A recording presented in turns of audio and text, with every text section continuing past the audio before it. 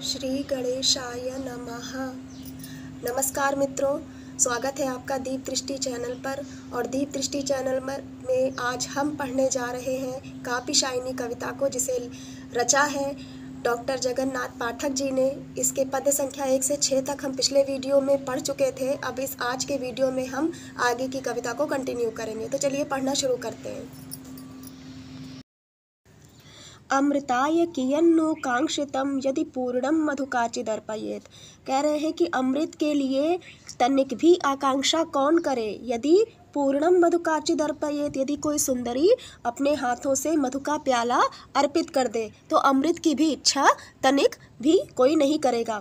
अमृतम मधुरम ही केवलम, क्योंकि अमृत तो केवल मधुर ही है, अमृत में तो केवल मिठास है। मधुरोन्मादक लक्षणम मधु, और मधु कैसा है, मदिरा कैसी है, ये मधुर भी है, इसमें मिठास भी है और उन्मादकता भी है, यानी कि नशा भी है और मिठास भी है। तो इसलिए मधु ही श्रेय है। तो अब इस पंक्ति के शाब्दिक अर्थ के बाद अगर हम इसको दार्शनिक दृष्टि से देखें इस पद्य को, तो हम कह सकते हैं कि कठोपनिषद की ही बात चल रही थी। तो कठोपनिषद में ही आया है कि विद्या और अविद्या रूपी दोनों रमणियाँ मनुष्य के सम्मुख उपस्थित होती हैं। उसमें से जो विवेकी पुरुष होता है वो विद्या रूपी रमणी का भक्त बन जाता है, और जो अविवेकी होता है वो अविद्या रूपी रमणी का दास बन करके नर्क के गर्त में फंसता चला जाता है। तो अविद्या रूपी रमणी का चित्रण करते हुए वहाँ पर कहा गया है कि वो राजकुमारी के वेश में है और उसके हाथों में सारे सुख है, संसार के वैभव है, ऐश्वर्य है, सारे सांसारिक सुख हैं। लेकिन दूसरी ओर जो अविद्या रूपी रमणी है उसने वल्कल वस्त्र धारण कर रखे हैं, सन्यासिनी के वेश में है, उसके हाथ में वेद सुशोभित हो रहा है और उसके केशों में पक्षियों ने घोंसला बना रखा है। तो इस तरह से जो विद्या रूपी रमणी है वो तनिक भी आकर्षक नहीं है, लेकिन जो विवेकी पुरुष है वो विद्या रूपी रमणी का भक्त बनता है और आत्यंतिक और एकांतिक कल्याण को प्राप्त कर लेता है। जबकि जो अविवेकी पुरुष होता है वो मोह जाल में फंस करके, आकर्षण में फंस करके अविद्या रूपी रमणी का दास बन करके स्वयं को अनेक योनियों में भटकने पर विवश कर लेता है। तो हम इसको इस तरह से कह सकते हैं, यानी कि जो आकर्षक चीज़ है, जो क्षणिक सुख देने वाली है, वो हमें अधिक आकर्षक प्रतीत होती है, और जो दीर्घकालिक और सार्वकालिक सुख देने वाली वस्तु है वो हमें उतनी सुखकर रुचिकर प्रतीत नहीं होती। कविता भवतः कृते भवेत् स्वमनोरंजन मात्र साधनम, नहि किंचित असत्यमुच्यते मम मुग्धस्य कृते तु जीवनम। कह रहे हैं कि कविता आप लोगों के लिए, आप सब के लिए होगी अपने मनोरंजन मात्र का साधन, लेकिन मुग्ध के लिए तो, मुझ जैसे भोले भाले के लिए तो ये कैसी है, जीवितम, मेरे लिए तो ये जीवन ही है। किंचित असत्यम उच्यते, जरा भी असत्य नहीं कहा जा रहा कि मुझ भोले भाले के लिए तो ये जीवन ही है। कहने का भाव ये है कि एक कवि अपने मन में उठने वाले नाना प्रकार के भावों को ही शब्दों का वस्त्र पहना करके पाठक के सम्मुख प्रस्तुत करता है। तो उसके मन में जो उद्गार, जो भाव, कवि के मन में जो भाव, जो उद्गार उठ रहे हैं, उन्हीं को वो कविता का रूप दे देता है। तो एक तरह से हम देखें तो कवि अपनी अनुभूतियों को साकार कर रहा है, और उस कवि की अनुभूतियों का साकार रूप पाठक ग्रहण कर रहा है उसको पढ़ करके, और उससे अपने आनंद की प्रतीति कर रहा है, माने रसास्वादन कर रहा है। आपने भी काव्य का उद्देश्य पढ़ा होगा। काव्य शास्त्र में विश्वनाथ कहते हैं कि चतुर्वर्ग फल प्राप्ति सुखादल्पधियामपि काव्यादेव यतस्तेन तत्स्वरूपम निरूप्यते, कि काव्य का प्रयोजन क्या है, काव्य का प्रयोजन है चतुर्वर्ग की फल प्राप्ति।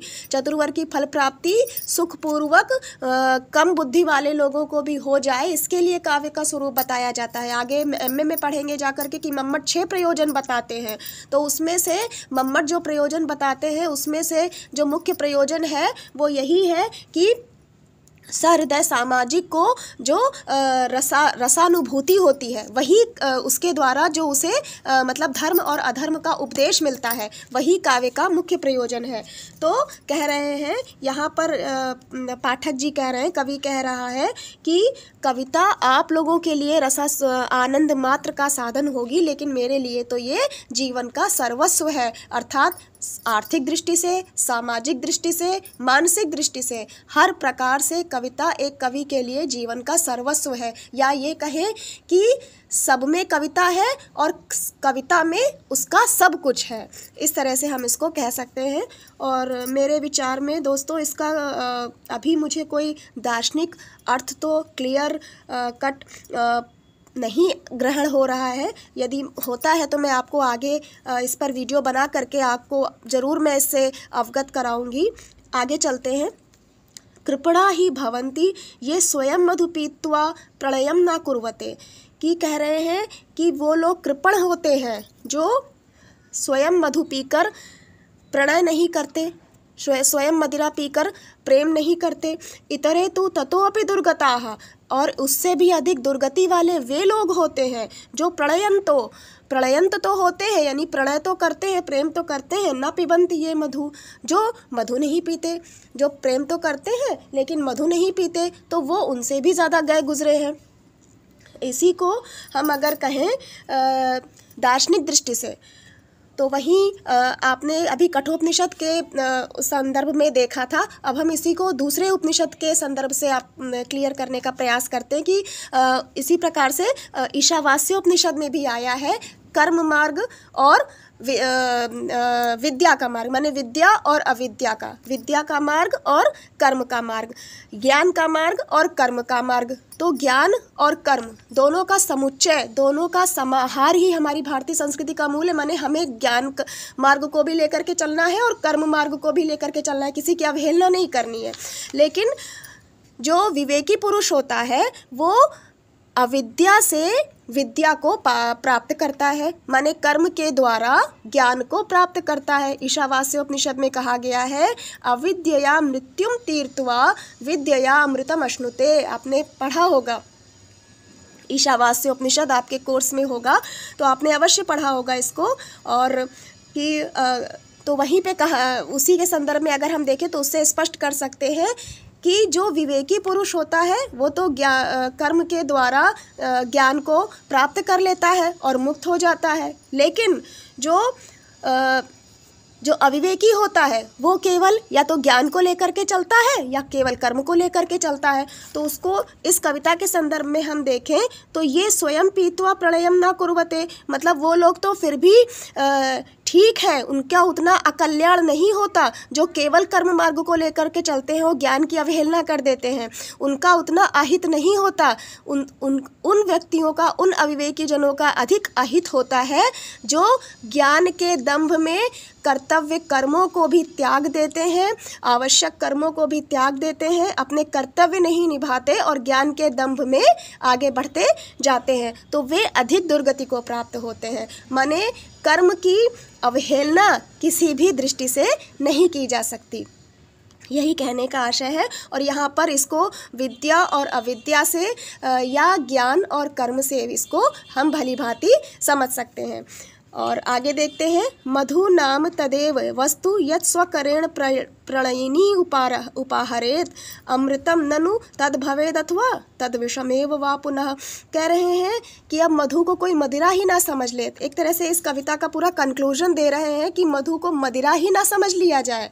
मधु जो मैं बार बार कह रहा हूँ, इससे शराब ही ना समझ ली जाए कि ये निषिद्ध वस्तु का उल्लेख कर रहा है। कवि बार बार निंदनीय वस्तु का, तुच्छ मदिरा जैसी तुच्छ वस्तु का उल्लेख कर रहा है। तो मधु यहाँ पर मदिरा मात्र का द्योतक नहीं है, मधु हर उस वस्तु का नाम है जो अपने हाथों से प्रेम पूर्वक, आदर और श्रद्धा पूर्वक अपने प्रणयिनी को उपहार स्वरूप दिया जाता है।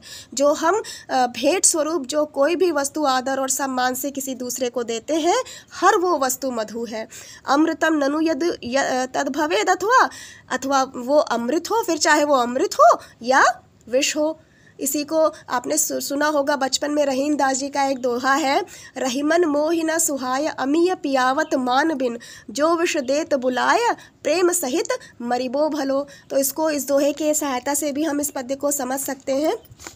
तो आज इस तरह से जगन्नाथ पाठक जी की ये कविता काफ़ी शाइनी पूरी हो जाती है। अब नेक्स्ट वीडियो में हम पढ़ेंगे पाठक जी की ही दूसरी कविता जो आपके कोर्स में है, स्त्री, और नेक्स्ट वीडियो में हम उसे पढ़ेंगे। तो दोस्तों, इस तरह से यथाशक्ति यथामति मैंने काफ़ी शाइनी कविता के अर्थ को स्पष्ट करने का प्रयास किया है। यदि फिर भी समझ में ना आया हो तो आप कमेंट करके मुझे बता सकते हैं, मैं अवश्य प्रयास करूंगी उस संदर्भ में। और बस आज के लिए बस इतना ही। मेरे वीडियोस देखते रहिए, लाइक करते रहिए, सब्सक्राइब कर दीजिए चैनल को यदि नहीं किया है तो। और आज के लिए बस इतना ही, मिलते हैं नेक्स्ट वीडियो में। तब तक के लिए जयतु संस्कृतम, जयतु भारतम।